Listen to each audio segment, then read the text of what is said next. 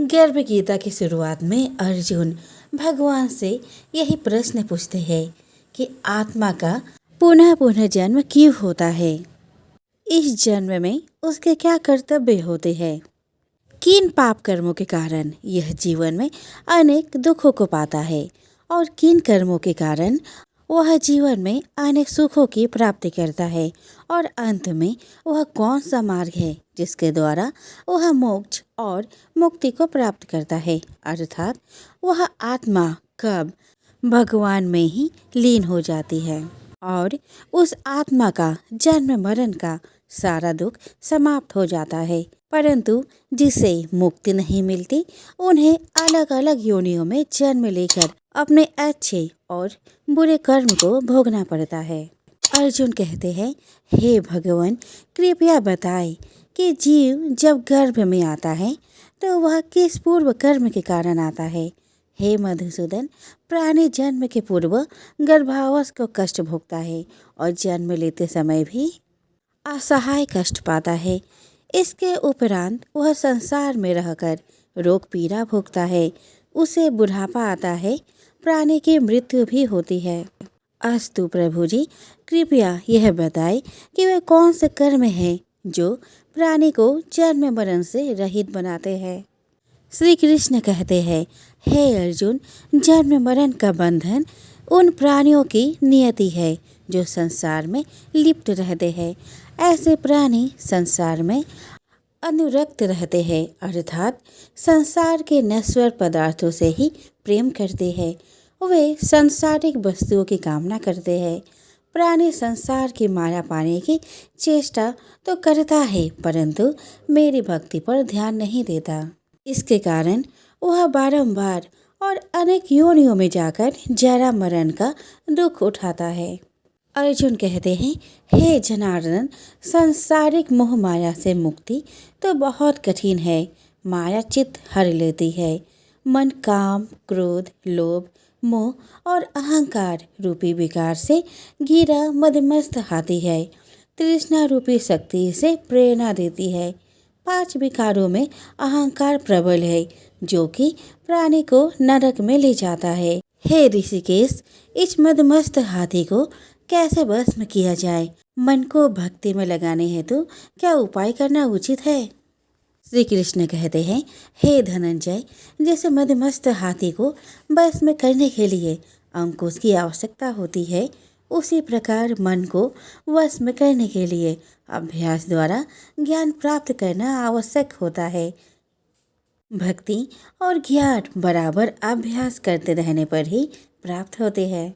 अर्जुन कहते हैं, हे मधुसूदन, आपके भक्ति के लिए कोई वन खंडों में जा रमते हैं और कोई बैरागी बनकर स्थान स्थान पर भ्रमण करते रहते हैं। हे प्रभु, कृपया बताएं कि आपकी भक्ति कैसे मिल सकती है। श्री कृष्ण कहते हैं, हे अर्जुन, मेरी खोज में वन वन भटकते सन्यासी अथवा स्थान स्थान पर जाने वाले बैरागी मुझे तब तक प्राप्त नहीं कर पाते जब तक उनके हृदय में मेरा निवास नहीं होता। तब अथवा वैराग्य का तो मेरी भक्ति पाने में बाधा डालता है। जटा धारण करने वाले अर्थात भस्म लगाकर बैरागी बनने मात्र से जीव मेरी कृपा का पात्र नहीं बन पाता। अहंकारी को तो मेरा दर्शन सुलभ ही नहीं होता। मैं शुद्ध हृदय वाले सतत अभ्यासी ऐसे जीव को मिलता हूँ जो काम, क्रोध, मोह, ममता और अहंकार से परे है। अर्जुन कहते हैं, हे माधव, प्राणी पंच विकार जनित प्रवृत्ति के कारण लौकिक जीवन नष्ट कर लेता है। हे मुरारी, कृपया बताएं कि वह कौन सा पाप है जिसके कारण किसी व्यक्ति की स्त्री असमय मर जाती है। किन पापों के फलस्वरूप अल्पवायु में पुत्र मर जाता है। कौन से पाप के कारण व्यक्ति वीर्यहीन हो जाता है। कृष्ण कहते हैं, किसी का लिया हुआ ऋण नहीं चुकाने वाला पति पत्नी हानि का दुख उठाता है। उसी प्रकार किसी की धरोहर को ना लौटाने वाले का पुत्र अल्पवायु में मर जाता है। किसी को सहयोग सहायता का आश्वासन देकर भी समय आने पर सहयोग ना करने वाला वीरहीन होता है। यह सब भयंकर पाप है जो स्त्री पुरुष एकाकी भोगते हैं। अर्जुन कहते हैं, हे दयानिधे, किस पाप के फलस्वरूप प्राणी सतत रोगी रहता है और किस कुकर्म के फलस्वरूप बोझा ढोने वाला जघन्य पशु बनता है। श्री कृष्ण कहते हैं, हे अर्जुन, कोई सौभाग्यकांक्षिणी कन्या को बेचने वाला सतत रोगी रहता है। अभक्ष्य भोजन और मादक द्रव्यों का सेवन करने वाला अधम योनि में जन्म लेता है। झूठी गवाही देने वाला भोजन बनाकर पंच कवल कर स्वयं भोजन करने वाला बिल्ली और सूकर की योनि प्राप्त करता है। अर्जुन कहते हैं, हे प्रभु, इस संसार में जिनको आपने धन धान्य दिया है और उत्तम साधन दिए हैं, तो उनका पुण्य क्या था? श्री कृष्ण कहते हैं, उत्तम रीति से सुयोग्य पात्र को स्वर्ण आदि दान करने वाला धन धान्य और वाहन आदि पाता है। सत्य सनातन वैदिक रीति से सुयोग्य वर को विधि पूर्वक कन्या दान करने वाला उत्तम मानव योनि का अधिकारी बनाता है। अर्जुन कहते हैं, हे प्रभु, संसार में कोई तो सर्वांग सुंदर है और कोई कुरूप, सो श्रेष्ठ स्वास्थ्य और स्वरूपवान शरीर किन पुण्य से मिलता है? श्री कृष्ण कहते हैं, हे कौन्तेय, पुरुष का रूप स्वरूप नहीं गुण महत्वपूर्ण है, फिर भी आकर्षक देह संत विद्वानों की सेवा एवं निरंतर ज्ञान की आकांक्षा के फलस्वरूप मिलती है। अर्जुन कहते हैं, हे दयानिधि, प्राण धन और सांसारिक सुखों से मोह क्यों रखता है? श्री कृष्ण कहते हैं, हे महाबाहु, अगर मेरी कृपा से प्राणी वंचित हो जाए तो धन दौलत और सांसारिक रूप आदि से प्रीति करने लगता है। यह सब नाशवान है। विवेकी साधक को इससे दूर रहना चाहिए। जो व्यक्ति सांसारिक मोह से मुक्त हो काशी, हरिद्वार, अवंतिका, अयोध्या आदि पवित्र स्थलों के दर्शन और मेरी निष्काम भक्ति करता है, वह राजा जैसी संपन्नता और ज्ञान प्राप्त करता है। इसी प्रकार विनम्र भाव से दान करने वाला, कामना रहित होकर दूसरों की सेवा करने वाला सदा अपनी आवश्यकता अनुसार धन पाता है। उसकी काया निरोगी रहती है।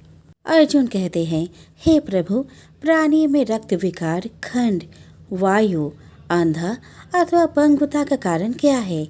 बताने की कृपा करें। श्री कृष्ण कहते हैं, हे धनंजय, मेरी भक्ति से परे माया लिप्त नशे व्यसनों में रत रहने वाला, क्रोधी, रक्त विकार, आलस्य से डूबे, दरिद्र, शील संयम रहित, खंड वायु जैसे रोग से ग्रस्त होते हैं, पतिव्रत धर्म का उल्लंघन करने वाली स्त्री और संयम रहित पति में पंगुता, ज्योतिहीनता आती है। अर्जुन कहते हैं, हे जगत गुरु, कृपया करके गुरु दीक्षा के विषय में कुछ बताए। श्री कृष्ण कहते हैं, हे कौन्तेय, तुम धन्य हो और धन्य है तुम्हारी माता। तुम्हारा यह प्रश्न संसार के लिए कल्याणकारी है। हे पार्थ, संयमी और इंद्रियों को वश में करने वाला कोई सिद्ध पुरुष जो इस भक्ति और परोपकार में लगा हो, गुरु रूप में धारण करे। अपने गुरु के मार्गदर्शन में मेरी आराधना कर व्यक्ति गुरु कृपा से मेरी भक्ति पाता है। ऐसे गुरु से विमुख प्राणी सप्तग्राम को मारने का पाप भोगता है। उसका मुख देखना भी पाप है। जैसे मदिरा भांड से सटा गंगा जल अशुद्ध हो जाता है, उसी प्रकार गुरुद्रोही गृहस्थ साधक की साधना निष्फल रहती है। ऐसे व्यक्ति कुकर, सूकर, काक आदि योनियों को पाता है। वह अजगर के समान आलस्य में डूबा तिरस्कार पाता है। अतः गुरु आज्ञा पालक, साधनशील, व्यसन रहित जीवन व्यतीत करना चाहिए। हे धनंजय, गुरु दीक्षा बिना साधक का उद्धार नहीं होता है। मेरी भक्ति की इच्छा करने वाले को गुरु धारण करना उत्तम है। जैसे नदियों में गंगा, व्रतों में एकादशी और जीवों में मनुष्य तन श्रेष्ठ है, उसी प्रकार साधक की सिद्धियों में गुरु कृपा श्रेष्ठ है। गुरु सेवा का फल अश्वमेध यज्ञ से भी अधिक फलदायी है। प्रसंग है कि साधु, गृहस्थ, इंजीनियर, अध्यापक, डॉक्टर, वकील, राजनेता, वैज्ञानिक, ये सभी बच्चे के रूप में अपनी माता से ही जन्म लेते हैं और उन्हीं की गोद में संस्कार पाते हैं। अतः यदि माताएं शुद्ध संस्कारी होंगी तो बच्चे भी शुद्ध संस्कार प्राप्त करते हुए बड़े होंगे। पत्नी का काम है कि वह विवेकपूर्वक घर परिवार को चलाए। इस प्रकार परिवार सुधार के संदर्भ में स्त्रियों का बड़ा ही दायित्व है, इसीलिए उनका आदर आवश्यक है। आदर तो एक छोटे सदस्य का भी होना चाहिए। फिर गृहिणी, जन्मदात्री और संस्कारदात्री का आदर करना अत्यंत आवश्यक है। वृद्धों का शरीर बल लूट जाता है, परिवार पर उनका शासन भी धीरे धीरे हट जाता है। अतएव अधिकतम वृद्धों के मन में निराशा, रूखापन और असंतोष उत्पन्न हो जाते हैं। इसीलिए वृद्ध धीरे धीरे थोड़े चिड़चिड़े हो जाते हैं। उनकी थकी दृष्टि में चारों ओर सूनापन दिखाई देता है। अतः परिवार के स्वजनों का कर्तव्य है कि वे वृद्धों का पूरा सम्मान दें, उनकी सेवा और आदर करें। परिवार वाले वृद्धों को यह अनुभव ना होने दें कि उनका उस घर में कुछ नहीं रहा। वृद्धों को ऐसा लगे कि परिवार वाले हमारे अनुगामी हैं। दूसरी बात, 10 दिनों बाद तुम भी वृद्ध हो जाओगे। जो आज वृद्धों की आवश्यकता है वही तुम्हें 10 दिनों के बाद चाहिए। अपने ही कर्मों के फल भोग सबको मिलते हैं। अगर तुम वृद्धों की सेवा किए रहोगे तो तुम्हें भी बुढ़ापे में सेवा मिलेगी। अपने को सेवा की आवश्यकता पड़े या ना पड़े, हम वृद्धजनों की सेवा करें और उन्हें सम्मान दें। गृहस्थ और मठाधीशों का परम कर्तव्य है दरवाजे पर आए हुए अतिथि एवं अभ्यागत का यथा योग्य सत्कार करना। यह भारतीय नीति शास्त्र का नियम है। अभ्यागत गुरु के समान आदरणीय है। जहाँ अभ्यागत का आदर व सम्मान नहीं होता, वे परिवार तथा समाज उस जमीन की तरह उन्नतिहीन हो जाते हैं। अतिथि सत्कार से सुकृति और संपत्ति बढ़ती है। जहाँ शाम को इकट्ठे होने पर अपने विचारों और बातों को एक दूसरे के सामने रखते, एक दूसरों के सामने पढ़ने पर गंभीर हो जाते हैं। एक साथ ना भोजन करते और ना बैठते हैं। समझ लो ऐसा परिवार एवं समाज का विघटन शीघ्र होने वाला है। परिवार एवं समाज के लोग जब शाम को इकट्ठे होते हैं तब वे यदि एक दूसरे से हंस हंस कर बातें करते हैं तो मालिक को अपने अपने कर्मों का लेखा जोखा देते तथा एक दूसरे को निश्चल होकर बताते हैं।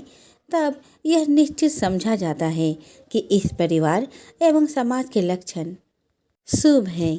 कोई व्यापार घाटे में चले तो यह कोई व्यापार नहीं। व्यापार वही सफल है जिसमें मूलधन तो बना ही रहे किंतु मुनाफा में निरंतर वृद्धि होती जाए। अधिकतम लोगों का यह व्यापार घाटे में ही चलता है। अधेड़ अवस्था में जो कुछ प्रसन्नता शेष है वह सब भी बुढ़ापे में काफूर हो जाती है। इस प्रकार मानव जीवन रूपी व्यापार निरंतर घाटे में चलकर अंत में इसका दिवाला पिट जाता है। बहुत कामना, अहंकार, प्राणियों से द्वेष, बात बात में क्रोध एवं द्रोह, असहनशीलता, कुछ भी घाटा न उठाकर थोड़े थोड़े में मुकदमेबाजी आदि करके लोग अपनी जिंदगी को नर्क के जैसा बना लेते हैं। हंस हंस कर प्रसन्नता में जीने योग्य जीवन को ईर्ष्या, द्वेष, दुख, संताप में जल जल कर जीते हैं। सब भौतिक सुख सुविधाओं के पा जाने पर भी संसार के अधिकतम लोग निरंतर नरक में जीते हैं। ईर्ष्या, द्वेष, कलह, बेमनस्य, वेर, चिंता, मानसिक उलझन आदि से लोग निरंतर पीड़ित रहते हैं। मनुष्य के अंदर जितना स्वार्थ तीव्र होगा वह उतना ही राग द्वेष का शिकार होगा और ऐसा आदमी कभी शांत नहीं हो सकता।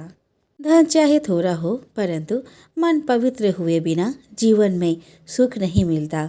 मन की पवित्रता के लिए संतों एवं सज्जनों की संगति और मन में शुद्ध और अच्छे विचार चाहिए। जीवन का आखिरी हिस्सा बुढ़ापा है। कहा जाता है कि अंत अच्छा तो सब अच्छा, परंतु दुर्भाग्य है कि अधिकतम लोग का बुढ़ापा सर्वाधिक दुखपूर्ण हो जाता है।